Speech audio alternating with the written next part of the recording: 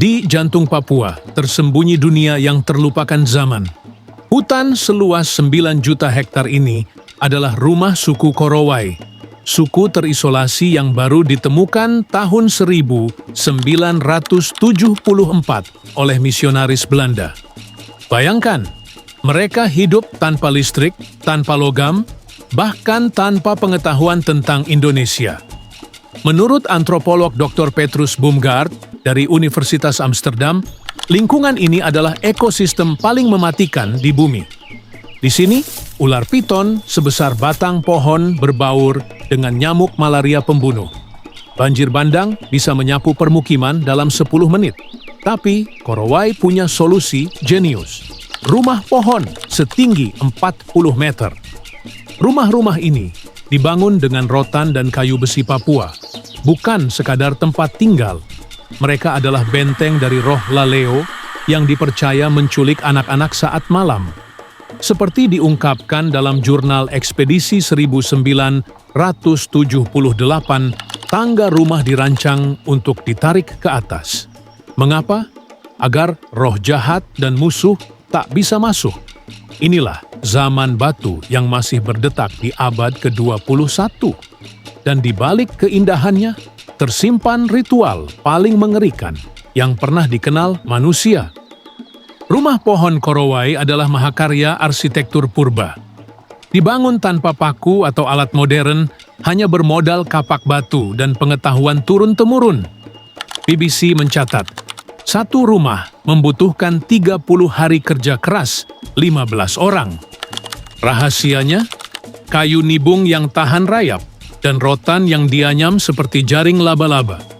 Tapi yang paling jenius, tangga dari batang pohon berlubang.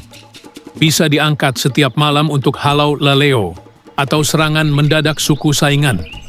Dr. Gerrit J. van Enk dalam bukunya menulis, ini sistem keamanan tercanggih di hutan Papua. Namun, rumah ini menyimpan fungsi gelap sebagai tempat eksekusi kanibal. Di lantai tertinggi, ada ruang khusus untuk menghakimi kahwa, dukun manusia penyebab kematian misterius. Prosesinya sangat ritualistis. Korban diikat di tiang kayu, lalu tubuhnya dipotong sesuai ruas sendi. Mengapa tidak dibunuh cepat? Menurut kepercayaan mereka, roh kahwa baru mati jika dagingnya dimasak perlahan. Inilah awal dari ritual yang akan mengguncang nurani kita. Tahun 1974, pesawat misionaris Belanda mendarat di tanah Korowai. Mereka membawa parang, garam, dan Alkitab, tapi juga membawa virus pembunuh, influenza. Data antropolog Van Enk mengejutkan. Dalam 2 tahun, 30% populasi tewas. Yang selamat menyebut orang luar hantu pembawa maut. Lalu tahun 2006, gelombang kedua datang. Turis dengan kamera.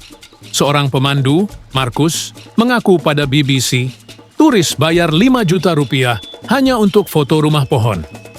Yang lebih gila, operator wisata menawarkan paket kanibal palsu seharga 50 juta rupiah. Di sini, Korowai disuruh pura-pura masak boneka. Ironisnya, saat mereka jadi tontonan, hutan asli dirambah perusahaan sawit. Data LSM Pusaka menunjukkan 40% rumah pohon hilang dalam 10 tahun terakhir. Budaya 40.000 tahun hancur oleh channel YouTube yang mencari viral. Kini, perusahaan kelapa sawit menguasai 12.000 hektar tanah leluhur mereka. Sementara turis membayar mahal untuk menyaksikan parodi budaya yang sekarat. Inilah kontroversi terbesar tentang Korowai. Praktik kanibalisme sebagai bentuk hukum adat. Menurut studi antropolog Rupert Stash, mereka tidak memakan manusia untuk kepuasan. Ini murni sistem peradilan. Ketika seseorang mati mendadak, dukun akan menunjuk seorang kahwa. Biasanya, itu adalah kerabat dekat korban. Proses eksekusinya sakral.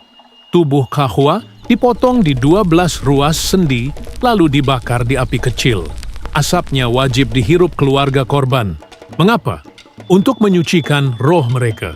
Smithsonian Magazine melaporkan daging kemudian direbus dengan daun sagu. Hanya pria dewasa yang boleh memakannya. Itu pun dengan aturan ketat. Tidak boleh bersuara, tidak boleh tersisa sepotong pun. Yang mencengangkan, ini dianggap tindakan heroik. Seperti kata kepala suku Mail, kami selamatkan keluarga dari kutukan, meski harus menanggung dosa besar. Tapi sejak 2015, praktik ini nyaris punah. Penyebabnya?